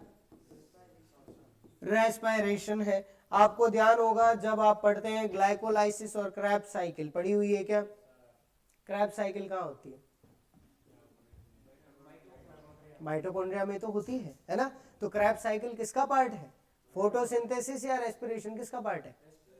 रेस्पिरेशन का ही तो है। तो इसीलिए रेस्पिरेशन में हेल्प कौन करता है? माइटोकॉन्ड्रिया करता है। ये चीज यहां पे इसलिए बता रहा हूं क्योंकि बैक्टीरिया है उसमें माइटोकॉन्ड्रिया नहीं होता, पर फिर भी जिंदा है, तो उसमें भी कोई मैकेनिज्म आएगा। तो उसको ध्यान रखने के लिए हम ये बात कर रहे हैं। माइटोकॉन्ड्रिया के दो वर्क हैं, एक तो पावर हाउस ऑफ सेल, दूसरा कौन सा बेटा? It performs respiration. ठीक है, चलिए फिर बात करें बेटा नेक्स्ट हमारे पास जो है वो कौन सा है? Endoplasmic reticulum. कौन सा बेटा? एंडोप्लाज्मिक रेटिकुलम, जिसको हम ER भी कहते हैं। ठीक है, एंडोप्लाज्मिक रेटिकुलम का वर्क क्या? Synthesis of proteins and lipids हम कह सकते हैं, फैट भी सही है। ठीक है, लिपिड्स और फैट्स दोनों है, पर मेनली लिपिड्स कहा जाता है। ठीक है, तो एंडोप्लाज्मिक रेटिकुलम जो है आप जानते होंगे, ER जो है ये दो टाइप का होता है। वेरी गुड, एक होता है स्मूथ और एक कौन सा होता है? रफ होता है। ठीक है, जिसको हम SER भी कहते हैं और RER भी कहते हैं। ठीक है, जो स्मूथ है उसके ऊपर क्या नहीं मिलता? क्या नहीं मिलता? बिल्कुल सही है, क्या नहीं मिलता? राइबोसोम्स नहीं मिलते। क्या नहीं मिलते बेटा? राइबोसोम नहीं मिलते, जबकि रफ एंडोप्लाज्मिक रेटिकुलम की सरफेस पर राइबोसोम मिलते हैं। ठीक है, इसीलिए, और राइबोसोम का मेन वर्क क्या होता है? बस, तो इसीलिए RER क्या बनाता है? प्रोटीन बनाता है। ठीक है, और यहाँ पर राइबोसोम है ही नहीं SER में, तो ये क्या बनाता है? लिपिड और फैट बनाता है। क्या बनाता है बेटा? लिपिड और फैट बनाता है। तो ये चीजें एक दूसरे से कनेक्टेड है ना? हुई ना कनेक्टेड है, तो इसको अच्छे से पढ़ना जब भी पढ़ो आप। ओके, फिर बात करें बेटा नेक्स्ट हमारे पास क्या है? कोशिका द्रव्य, जिसको हम क्या कहते हैं? साइटोप्लाज्म। क्या कहते हैं? साइटोप्लाज्म। ठीक है, साइटोप्लाज्म का मेन काम क्या है? सारे ऑर्गेनल्स को अपनी शेप में रखना, अपनी जगह पर रखना, वाटर प्रोवाइड करना, डिस्ट्रीब्यूट करना, जितने भी यहाँ पर एनर्जी बनी उसको पूरा डिस्ट्रीब्यूट करना। बहुत सारे इसके छोटे छोटे काम है, पर बहुत इंपॉर्टेंट। ठीक है, फिर बात करें बेटा क्या है इसके अंदर? ग्लाइकोजन है। क्या है? ग्लाइकोजन क्या चीज होती है? बिल्कुल सही है, किसका काम है बेटा? फूड स्टोरेज का काम है। ठीक है, तो हमारी जो फंजाई है उसके अंदर फूड किस फॉर्म में स्टोर होता है? ग्लाइकोजन की फॉर्म में होता है। सिंपल सा क्वेश्चन बनता है। ठीक है, फिर बात करें बेटा इसके अंदर राइबोसोम है, वो कौन से? 80S भी होते हैं और 70S भी होते हैं, दोनों होते हैं। ठीक है, फिर बात करें, ये हमारे पास क्या है बेटा? वैक्यूल है। क्या है? वैक्यूल। और वैक्यूल का मेन वर्क क्या होता है? स्टोर करना नहीं, वैक्यूल्स का वर्क क्या होता है? To maintain the electrical neutrality of the cell. ठीक है, इलेक्ट्रिकल और फिजिकल न्यूट्रलिटी जो है उसको मेंटेन रखती है, या फिर हम उसको कह सकते हैं ऑस्मो रेगुलेशन। नाम सुना है? ऑस्मो रेगुलेशन मतलब हमारे सेल के अंदर, जैसे आप नमक खाते हैं, ठीक है, आपने नमक खाया, बहुत सारा नमक खाया, जी भर के 2 मुट्ठी खा गए। ठीक है, तो क्या होगा? पानी ही पानी चाहिए होगा। क्यों? क्योंकि आपकी सेल्स जो है बॉडी की, उसके अंदर अब क्या जा रहा है? NaCl जा रहा है, और हमारी जो सेल्स है वो अब चीख चीख कर कह रही है कि हमें जल्दी से पानी पिला दो, नहीं पिलाओगे तो हम मर जाएंगे। ठीक है, तो इसीलिए अब क्या करना है, पानी पानी पीना पड़ रहा है ना, यही करना पड़ेगा, क्योंकि वो सेल जो है वो सेल्स कैसी हैं, अब वो कह रही है कि वाटर की हमें डेफिशिएंसी होने लग गई है, तो वो काम कौन करता है, वैक्यूल करती है, कौन करता है, वैक्यूल, उसको रेगुलेट करने का वर्क करती है। ठीक है, मान लो यहाँ पर कोई टॉक्सिक सब्सटेंस अंदर आ गया ज्यादा, तो वैक्यूल क्या करेगी, उसको बाहर निकाल देगी। ठीक है, कि आप यहाँ पर नहीं रह सकते, you are toxic to the cell, आप बाहर जाओ। ठीक है, ये काम करती है। और अगर वैक्यूल नहीं करती तो फिर कौन करता है, लाइसोसोम करता है, कौन करता है, ठीक है, वो क्या करता है, उसको स्टोर करके रख लेता है। ठीक है, एक तरह से it is called suicidal bag of the cell, मतलब उसके अंदर ऐसा क्या है, उसके अंदर टॉक्सिक सब्सटेंस है, तो जितने भी हमारी सेल के टॉक्सिक सब्सटेंस बनते हैं वो सारे के सारे उसको क्या करता है, स्टोर करके रख लेता है। ठीक है, अब वो कभी मान लो गलती से फट गया तो वो सारे टॉक्सिक सब्सटेंस कहाँ फैल जाते हैं, साइटोप्लाज्म में, और हमारा सेल जो है उसकी डेथ हो जाती है, इसीलिए हम उसको क्या कहेंगे, सुसाइडल बैग कहेंगे। ठीक है, चलिए फिर बात करें बेटा किसकी, हमारे क्लासिफिकेशन ऑफ फंजाई की। तो हमारा जो क्लासिफिकेशन है उसके लिए हमें ध्यान रखना है पहली चीज कि हमारी जो फंजाई है उसको हमने टोटल कितनी क्लासेस में डिवाइड किया बेटा, 4 क्लासेस में। कितनी क्लासेस में, 4 क्लासेस में। एक जो क्लास है उसको हम क्या बोलते हैं, फाइकोमाइसिट्स, या फिर हम इसको दूसरा नाम दे तो इसको हम क्या कहते हैं, ओमाइसिट्स कहते हैं। ठीक है, क्या कहते हैं बेटा, ओमाइसिट्स। इसको हम अलग से बनाकर टेबल बनाकर ही समझ ले, ज्यादा बढ़िया, हिंदी में आप लिखते रह जाओगे। ठीक है, तो सिंपल हम इसको समझ ले। पहली चीज क्या ध्यान रखनी है, हमारे पास क्या है, क्लासेस है, क्या है बेटा, क्लासेस है। ठीक है, कितनी क्लासेस है, 4 क्लासेस हैं। ठीक है, पहली जो क्लास है उसका नाम क्या है, ओमाइसिट्स, क्या नाम है, ओमाइसिट्स, या फिर इसको हम क्या बोलते हैं बेटा, फाइकोमाइसिट्स कहते हैं। ठीक है, दूसरी जो हमारे पास है बेटा वो कौन सी है, एस्कोमाइसिट्स, कौन सी है, एस्कोमाइसिट्स। तीसरी जो है वो कौन सी है, बेसिडियोमाइसिट्स, कौन सी है, और लास्ट है हमारे पास वो कौन सी है, ड्यूटेरोमाइसिट्स। ओके, 4 टाइप की हमारे पास क्या है, क्लासेस हैं, इन चारों को ही याद रखना है, इसके अलावा कोई भी क्लास जो है वो आपको याद नहीं रखनी है। ठीक है, फिर बात करें सेकंड चीज इसके अंदर किसकी, माइसीलियम की। किसकी बात करेंगे बेटा, माइसीलियम की बात करेंगे। ठीक है, थर्ड हम बात करेंगे किसकी, रिप्रोडक्शन की। किसकी बात करेंगे, रिप्रोडक्शन। और लास्ट में हम बात करेंगे इसके कुछ इंपॉर्टेंट एग्जांपल्स की। ठीक है, तो सबसे पहले हम देखें बेटा ओमाइसिट्स या फिर फाइकोमाइसिट्स की। तो एक बात बताओ, फाइको का मतलब क्या होता है, प्लांट होता है, क्या मतलब है, प्लांट। ठीक है, फाइटो और फाइको दोनों का मतलब क्या होता है, प्लांट होता है। ठीक है, तो ऐसी क्लास जो कैसी है, फाइकोमाइसिट्स की तरह है, मतलब फाइको का मतलब हमने अभी देखा बेटा, क्या मतलब है फाइको का, प्लांट है। ठीक है, फाइको का सिंपल मीनिंग क्या है, प्लांट। तो ऐसी क्लास जो किसकी तरह है, प्लांट की तरह। ओके, अब प्लांट के लिए या प्लांट होने के लिए सबसे ज्यादा जरूरी चीज क्या है,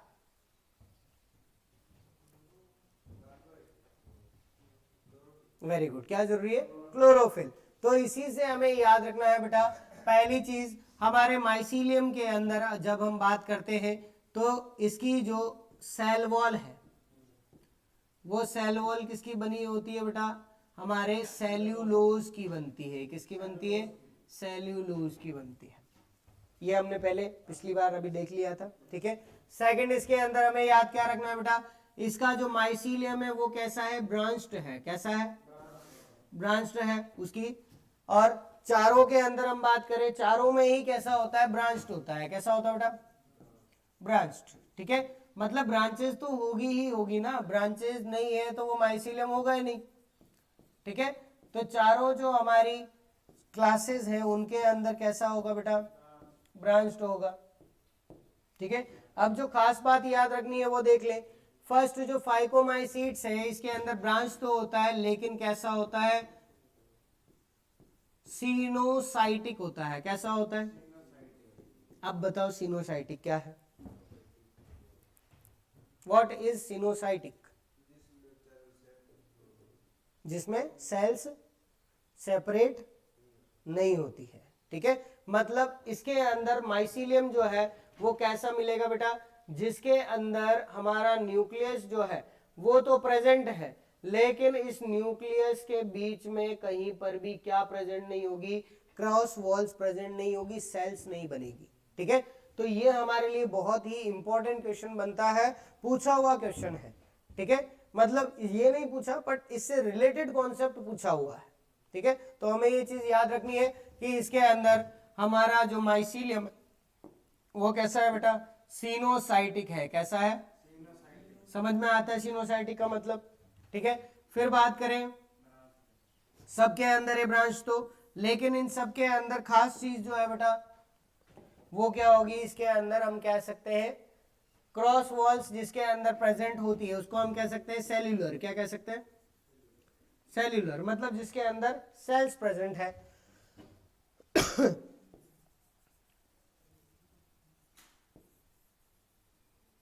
ओके तो सिनोसाइटिक सिर्फ एक में होगा, तो आपको किसी के लिए याद रखने की जरूरत ही नहीं, किसी में याद नहीं रखना कि माइसीलियम कैसा है, बस एक में याद रख लो कि उसके अंदर सिनोसाइटिक है, बाकी सब के अंदर सेल्यूलर होगा, बस बात खत्म, है ना। तो 3 याद रखने से अच्छा एक याद रख लो, वो ज्यादा बेटर है। फिर बात कर ले अगली किसकी, रिप्रोडक्शन की। तो हमें क्या बात करनी है बेटा, यहां पर इनसे जो स्पोर्स बनते हैं उसके बारे में, ठीक है। तो स्पोर्स के लिए कुछ नहीं करना है, स्पोर्स के लिए हमें याद रखना है रिप्रोडक्शन का वो पार्ट जो हमने अभी डिस्कस किया था कि जो हमारा रिप्रोडक्शन है वो सेक्सुअल भी हो सकता है और असेक्सुअल भी हो सकता है, दोनों टाइप का है, ठीक है। अगर कोई भी हमारा स्पोर जो है वो सेक्सुअल रिप्रोडक्शन से बना तो हम उसे क्या कहेंगे, सेक्सुअल स्पोर कह देंगे, यही होगा ना। अगर सेक्सुअल रिप्रोडक्शन से बना तो सेक्सुअल स्पोर, और अगर असेक्सुअल रिप्रोडक्शन से बना तो असेक्सुअल स्पोर हो जाएगा। तो हमको एक याद करना है, सिर्फ एक, इसके अलावा कुछ याद नहीं करना। क्या करना है, ड्यूटेरोमाइसीट्स जो है इसके अंदर क्या होता है, only asexual reproduction is present. क्या याद रखना है, बस, बाकी सबके अंदर कैसा होगा, सेक्सुअल रिप्रोडक्शन। इसके अंदर सिर्फ असेक्सुअल है, बाकी सब में कैसा होगा, सेक्सुअल रिप्रोडक्शन होगा। कोई डाउट रहा है इसके अंदर, बस इतना सा एक वर्ड याद कर लेना। उसके बाद जो याद करना है बेटा वो आपकी क्लास का नाम याद करना है, ठीक है। क्या याद करना है, क्लास का नाम, ऊस्पोर, ठीक है। दूसरा जो है वो कौन सी क्लास है बेटा, एस्कोमाइसीट्स है या नहीं है, तो क्या लिख दो, एस्कोस्पोर लिख दो। नेक्स्ट कौन सा है बेटा,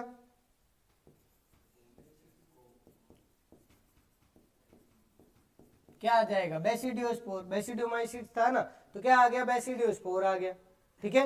एक लास्ट जो है वो यहां पर ध्यान रखना, नाम के लिए पूछेगा कि असेक्सुअल रिप्रोडक्शन तो है, समझ गए, लेकिन क्या स्पोर नहीं बनाएगा, क्या बनाएगा। तो हमें क्या याद रखना है बेटा, असेक्सुअल रिप्रोडक्शन से बनने वाले स्पोर का नाम याद रखना है, जिसका नाम क्या है, कोनिडिया। क्या बोलते हैं जिसको हम, कोनिडिया कहते हैं, ठीक है। अब एक बात बताओ, नहीं क्लास नहीं है बेटा, ये उस स्पोर का नाम है, ठीक है।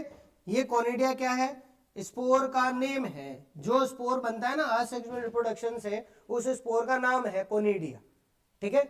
अब एक बात बताओ, क्या दूसरी क्लासेस जो है ये कोनिडिया नहीं बना सकती, क्या बना सकती है, ठीक है। हमने यहां पर क्या लिखे हैं बेटा, हमारे जो सेक्सुअल स्पोर हैं उनके नाम लिखे हैं, किसके नाम लिखे, सेक्सुअल स्पोर के नाम लिखे हैं। ये असेक्सुअल रिप्रोडक्शन भी करती है, ठीक है। हर फंजाई असेक्सुअल रिप्रोडक्शन करेगी इन केस कि एनवायरमेंट है वो उसके अगेंस्ट चला जाए, ठीक है। मान लिया कि अभी ग्राउंडनट के अंदर या वीट के अंदर कोई फंगस लगी है, वो अंदर रखी हुई है, बहुत बढ़िया है, अच्छा है, आराम से वो ग्रो कर रही है, आपको पता लग गया फंजाई ग्रो कर रही है, आपने धूप में रख दिया, ठीक है। तो क्या अब वो सेक्सुअली रिप्रोड्यूस कर सकती है, नहीं ना, तो वो असेक्सुअल रिप्रोडक्शन से क्या करेगी, स्पोर्स बना लेगी, ठीक है। तो वो फंजाई चाहे कोई सी भी क्लास की हो, it can perform asexual reproduction. बस याद क्या रखना है, बस ड्यूटेरोमाइसिट्स ऐसी है जिसमें सेक्सुअल रिप्रोडक्शन नहीं होता। हमारे लिए इसको आप चाहे तो इसको दूसरे वर्ड्स के अंदर भी लिख सकते हैं, इसको कह सकते हैं कि ड्यूटेरोमाइसिट्स जो है इसके अंदर क्या है, सेक्सुअल रिप्रोडक्शन इज एब्सेंट। ठीक है, सेक्सुअल रिप्रोडक्शन क्या होगा बेटा, एब्सेंट होगा। और यही वो क्वेश्चन है जो ICAR के अंदर बायो में पूछा गया था 2013 में। सिंपल सा क्वेश्चन था, in which of the following class of fungi sexual reproduction is absent. Answer क्या आ गया, ड्यूटेरोमाइसिट्स। बस इतना सा क्वेश्चन आया। ठीक है, चलिए अब बात करें बेटा इसके अंदर हमारे एग्जाम्पल्स की। तो एग्जाम्पल्स जो है वो बहुत सिंपल है, देख ले, 2 एग्जाम्पल्स याद रखने। अभी थोड़े हार्ड जरूर लग सकते हैं कि सर इनके नाम कैसे याद करेंगे, पर बहुत इजी है। ठीक है, एक तो हमारी फंजाई है बेटा, फंजाई है वो कौन सी है, स्क्लेरोस्पोरा। कौन सी है,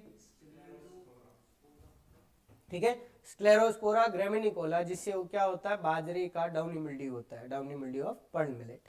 ठीक है, दूसरी हमारे पास जो फंजाई है बेटा वो कौन से है, एल्बुगो। कौन सी है, एल्ब्यूगो कैंडिडा, जिससे क्या होता है, व्हाइट रस्ट ऑफ मस्टर्ड। ठीक है, क्रूसीफर्स या मस्टर्ड का जो व्हाइट रस्ट है वो होगा। फिर हम बात करें एस्कोस्पोर की, तो एस्कोस्पोर या फिर एस्कोमाइसिट जो है उसके एग्जाम्पल की बात करें तो एक कौन है, क्लेविसेप्स। कौन सी है, क्लेविसेप्स फ्यूजिफॉर्मिस, जिससे क्या होता है, बाजरे का अर्गट डिजीज होती है। ठीक है, और दूसरी हमें याद रखनी है बेटा क्लेविसेप्स के साथ कौन सी है, सर्कोस्पोरा। कौन सी है,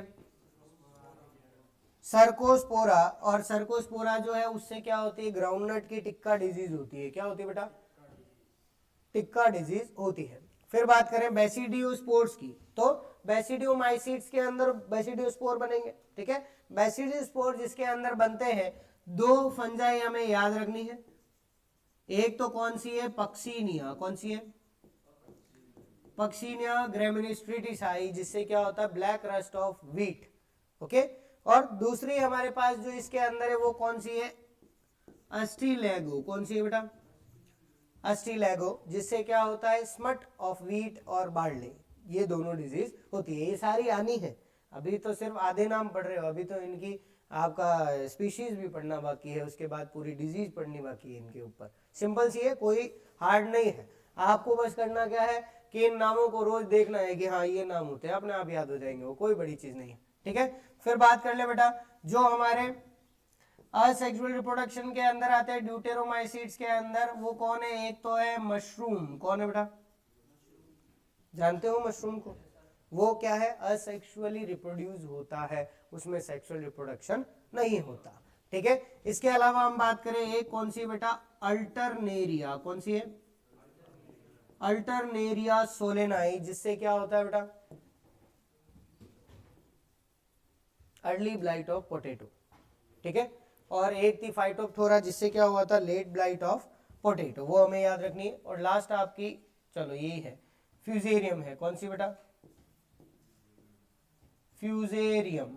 ठीक है, फ्यूजेरियम से क्या होती है, विल्ट होती है। क्या होती है, विल्ट। ठीक है, विल्ट का मतलब क्या होता है, पौधे का मुरझाना। ठीक है, पौधा होता है ना, धूप में रख दो आप थोड़ी देर, तो पत्तियां उसकी बिल्कुल मुरझाई सी हो जाती है, या फूल को 3-4 दिन रख दो, मुरझा जाता है बेचारा, है ना।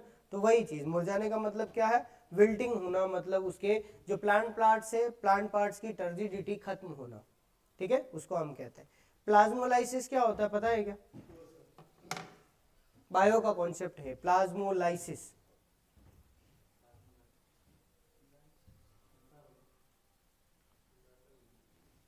चलो, प्लाज्मो का मतलब किससे ले सकते हैं, जरा सोच के बताना। बिल्कुल, प्लाज्मा। प्लाज्मा कहाँ होता है, सेल में, प्लाज्मा मेम्ब्रेन में। और कहाँ, प्लाज्मा शब्द किससे है, प्लाज्मा मेम्ब्रेन से। लाइसिस का मतलब क्या होता है, लाइसिस का मतलब होता है तोड़ना। क्या मतलब होता है, तोड़ना। तो प्लाज्मोलाइसिस का मतलब क्या हुआ, प्लाज्मा मेम्ब्रेन का टूटना। क्या मतलब है, प्लाज्मा मेम्ब्रेन का टूटना। तो प्लाज्मा मेम्ब्रेन टूटती कब है, जब वो खिंचती नहीं है, जब वो सिकुड़ती है तब। ठीक है, तो हमारी सेल से जितना भी वाटर है वो सारा वाटर सेल के बाहर चला जाए। मींस आप बाहर क्या करो, एक ऐसा सॉल्यूशन रख दो जिसके अंदर नमक ही नमक है, ठीक है, तो सेल का सारा पानी कहाँ जाएगा, बाहर ही तो जाएगा। बिल्कुल उसके कॉन्सेंट्रेशन पे है। हम उसको कहते हैं हाइपरटोनिक सॉल्यूशन और हाइपोटोनिक सॉल्यूशन। नाम सुना? हाइपर का मतलब क्या होता है, उत्तेजित, मतलब ज्यादा, कोई भी चीज ज्यादा हो गई कि इसको गुस्सा ज्यादा आता है तो अपन क्या कहते हैं, हाइपर हो जाता है, मतलब ज्यादा है। तो हाइपरटोनिक सॉल्यूशन का मतलब क्या है, the solution which have more concentration of solute, ठीक है। तो अगर आपने सेल के बाहर हाइपरटोनिक सॉल्यूशन रख दिया जिसमें सोल्यूट का ज्यादा कॉन्सेंट्रेशन है, तो सेल का सारा पानी कहाँ चला जाएगा, बाहर चला जाएगा, है ना, यही होगा। अगर सारा पानी बाहर चला गया और हमारी सेल जो है उसके अंदर साइटोप्लाज्म है, साइटोप्लाज्म में था पानी, अब पानी बाहर चला गया तो साइटोप्लाज्म एक्सपेंड होगा या सिकुड़ जाएगा, सिकुड़ जाएगा। इसी को क्या कहते हैं, प्लाज्मोलाइसिस कहते हैं। क्या कहते हैं, प्लाज्मोलाइसिस, ठीक है। अब एक बात बताओ, किसी के कभी आंख में चोट लगी है या आंखों में दर्द हुआ है, ओके, आई ड्रॉप्स लेके आते हो, लाते हो, उसको डालने से आंखें सूज जाती है, सिकुड़ जाती है, क्या होता है, सिकुड़ जाती है, कुछ नहीं हो, फील नहीं, मैं आपकी आंखों पर कह रहा हूं, मतलब उससे आपकी आंखें बड़ी हो गई या छोटी हो गई, क्या हुआ, कुछ नहीं हुआ, जितनी है उतनी ही रहती है। बिकॉज वो सॉल्यूशन कैसा होता है, आइसोटोनिक होता है। कैसा होता है, आइसो का मतलब क्या, बराबर, ओके। तो आपकी जो आईज है, उन आईज की जो सेल्स होती हैं उनमें जितना वाटर कंटेंट है ना, उतना वाटर कंटेंट उसके अंदर प्रेजेंट होता है, उसको हम क्या कहते हैं, आइसोटोनिक कहते हैं, इसीलिए हमारी आंखें उतनी ही है। नहीं तो अगर वो हाइपरटोनिक होता तो हमारी आंखें सिकुड़ जाती, और हाइपोटोनिक होता तो आंखें शायद बड़ी हो जाती, है ना। तो ये कॉन्सेप्ट है। ये जो आज हमने चीज पढ़ी बेटा, ये इंपॉर्टेंट है, बहुत इंपॉर्टेंट ये टेबल है। इस टेबल को एक बार रिवाइज जरूर कर लेना, एक बार इसको देख लेना, क्या क्या चीजें जो है इसके अंदर, कौन कौन सी हमारी क्लासेस हैं, ओके। उन क्लासेस के अंदर माइसीलियम तो सिंपल याद हो सकता है, आपके स्पोर के नाम अच्छे से याद कर लेना, ठीक है। क्योंकि जब हम बात करते हैं किसकी बेटा, बेसिडियोस्पोर की, तो आपके 2020 जेट के एग्जाम में बहुत डिफिकल्ट क्वेश्चन पूछा गया था, जिसको हम सच में बोलते हैं डिफिकल्ट क्वेश्चन है। क्योंकि उसके लिए कई कोचिंग्स के जो सर है वो मुझे फोन करते रहे, सर इसका आंसर क्या होगा, मैं कहा इसका आंसर ये जाएगा, वो कहते हैं कि सर ऐसा क्यों होगा, उन्होंने कहा ऐसा इसलिए होगा। क्वेश्चन जो है बहुत सिंपल आया था, ठीक है। क्वेश्चन क्या था, which of the following fungi belongs to the class basidiomycetes, कौन सी है, पक्सीनिया और अस्टिलागो। आंसर क्या गया था, पक्सीनिया ही गया था, ठीक है, लेकिन रीजन नहीं पता था। कई लोगों ने कहा कि नहीं ये तो गलत है, ठीक है, कई लोगों को पता ही नहीं है कि ये इसके अंदर आती है या नहीं आती है। किसी ने कहा 12th की बुक में लिखा हुआ है इसलिए मान लिया। फिर कई लोगों ने रेट लगाने की सोची, उन्होंने कहा कि इसका रीजन पता लगाना जरूरी है, ठीक है। जिस दिन रिजल्ट आया इसके आंसर के आई, मेरे पास कई फोन आए कि सर इसका क्या आंसर होगा बताओ, मैं कहा बेसिडियोमाइसीट्स, सिंपल है। हाँ, कई लोगों को हुई दिक्कत, उन्होंने कहा कि सर ये बेसिडियोमाइसीट्स में क्या आएगा, मैंने कहा पक्सीनिया आएगा, बिल्कुल सही, सिंपल आंसर है। मैं कहा सर पक्सीनिया क्यों आएगा, मैं कहा बिकॉज इट फॉर्म्स बेसिडियोस्पोर, वो बेसिडियोस्पोर बनाती है इन इट्स लाइफ साइकिल। उसकी लाइफ साइकिल में पक्सीनिया 5 टाइप के स्पोर बनाती है। कितने टाइप के, 5 टाइप के स्पोर्स जो है वो बनाती है, ठीक है।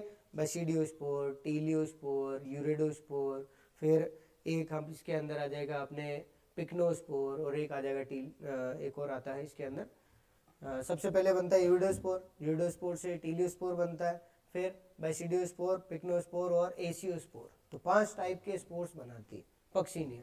तो इसीलिए सभी इसमें कंफ्यूज ही इसलिए हो गए कि सर 5 टाइप के स्पोर बनाती है, अब इसको हम बेसिडियोमाइसीट्स में कैसे रख दें, ठीक है। वो इसलिए रखते हैं क्योंकि बाकी जितने भी स्पोर है ना उसकी कोई क्लास ही नहीं है, क्लासेस बस 4 ही होती है, उससे ज्यादा क्लासेस नहीं है। तो इस तरह का क्वेश्चन है, ये क्वेश्चंस भी आते हैं, ठीक है। तो इसलिए ये टेबल हमको याद होनी चाहिए और कुछ नहीं, ठीक है। मेन मीनिंग यही है, टेबल अच्छे से याद हो, और कैरेक्टर्स जो है वो एक लाइन में लिख लो कहीं पे, एक सिंगल लाइन में, सेल वॉल, काइटिन, ओमाइसिट, सेल्यूलोज, फिर उसके अंदर लिख दिया आपने न्यूक्लियस, तो कैसा है, यूकैरियोटिक है, न्यूट्रिशन, तीनों टाइप का लिख दिया आपने, पैरासिटिक, सेप्रोफाइटिक, सिम्बायोटिक। सिम्बायोटिक के नाम लिख लिए कौन कौन से, लाइकेन है, माइकोराइजा है, ट्राइकोनिम्फा है, बीजी है, जोला है, उनके आगे नाम लिख दो किस किस के हैं, ठीक है। तो इस तरह से एक छोटे नोट्स जो है वो प्रिपेयर जरूर करना, ठीक है, क्योंकि ये स्लाइड्स जो है वो हमें समझने के लिए काफ़ी अच्छी है, लेकिन इनसे पढ़ाई नहीं हो सकती हमें, है ना। तो एक बार ज़्यादा टाइम नहीं लगेगा, बस इसको आप एक बार रिवाइज जो है उसको करने के लिए छोटे छोटे पॉइंट्स के अंदर इसको लिखना स्टार्ट करो, ठीक है। तो मेरे को कल या परसों, परसों तो नहीं हो पाया, कल तो मेरे को आप एक बार नोट्स बना के मेरे को बता देना, ताकि जिसका सही लगेगा अपन उसी पैटर्न पे फिर सभी नोट्स बना लेंगे, है ना। इस तरह से कर ले एक बार, एक एक लाइन में, सिंगल सिंगल लाइन में आप जो नोट्स हैं आपके वो एक बार उसको लिख के लाना, कि जितना शॉर्ट में आप इसको लिख सकते हो जो पढ़ा है। जितना शॉर्ट में आप लिख सकते हो, 5-10 मिनट लगेंगे, थोड़ा सा टाइम लगेगा, एक बार लिख के लाना, ताकि मैं आपको और समझा दूंगा कि आपको इस तरह से प्रिपेयर करोगे तो आपको मतलब किस तरह से आपको बेनिफिट हो जाएगा उससे, है ना। तो अपन उसको प्रैक्टिकली कर लेंगे। ओके, चलिए वापस मिलेंगे नेक्स्ट क्लास में।